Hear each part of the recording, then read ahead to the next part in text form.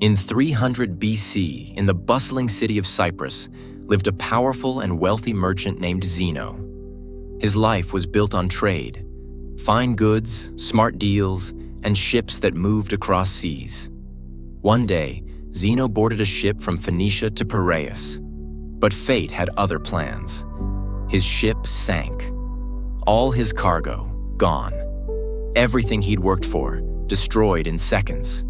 He went from rich to broke, not because of failure, but because of forces he couldn't control. Now ask yourself, if your entire life's work vanished overnight, how would you react? Would you scream, break down, feel betrayed by life? Zeno didn't. He did something rare, something powerful. He stayed calm. And that moment of silence became the spark that changed how millions would one day view the world. That shipwreck didn't just end a chapter. It started a new code.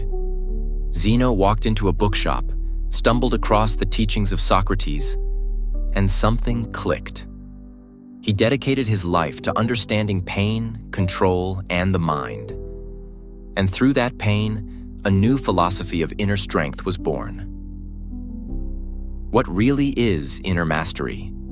People today think being calm and composed means being cold or emotionless. That's not it. True strength isn't about hiding emotion. It's about mastering your reaction to it. It's about grit under pressure, discipline when chaos hits, peace, even when life is falling apart. This mindset teaches one thing. You don't always control what happens, but you always control how you respond. Why it still matters today.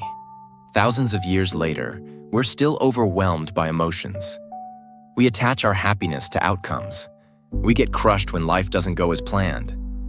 But here's the truth. Most pain doesn't come from what happens.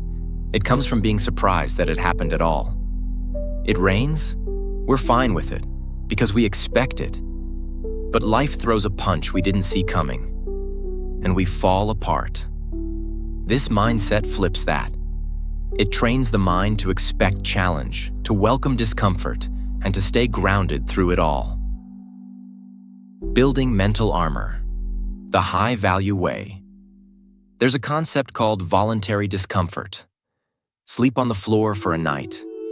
Take a cold shower. Eat bland food for a day. Not because you need to suffer, but to remind yourself, you can survive anything. When life hits hard, these small practices build inner resilience. You start to realize you don't need much. You're capable. And your mindset, it becomes unshakable. Why most people stay unhappy. Here's where most go wrong. They chase happiness through things, money, status, attention. But all of it is fragile. A single disaster can take it all. What's stronger is what's inside. Your values, your discipline, your calm under pressure. That's where real power lives. As Seneca once said, learning to live with less creates space for the things that truly matter. Control what you can. Let go of what you can't. At the core of all masculine leadership is this idea, the dichotomy of control. Epictetus said, "The chief task in life is simply this, to identify and separate matters, to say clearly which are externals not under my control, and which have to do with the choices I actually control. You don't control the weather. You don't control people's opinions, but you do control your effort, your discipline, your reaction." Even the greats practiced this. Marcus Aurelius, the most powerful man in Rome, journaled every day, not about war or politics, but about staying grounded.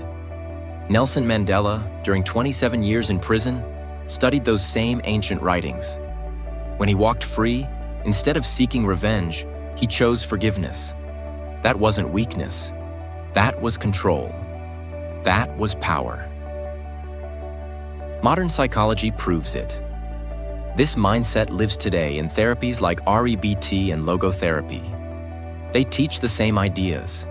Your thoughts create your reality. Shift your perspective, and you change your life. Here's what you can do right now. Sleep a little less comfortably tonight. Cut something unnecessary out of your life. Start thinking less about what the world owes you and more about what you owe to yourself. Because here's the truth. If your ship sinks tomorrow, if life throws you to your knees, you should still be able to stand tall.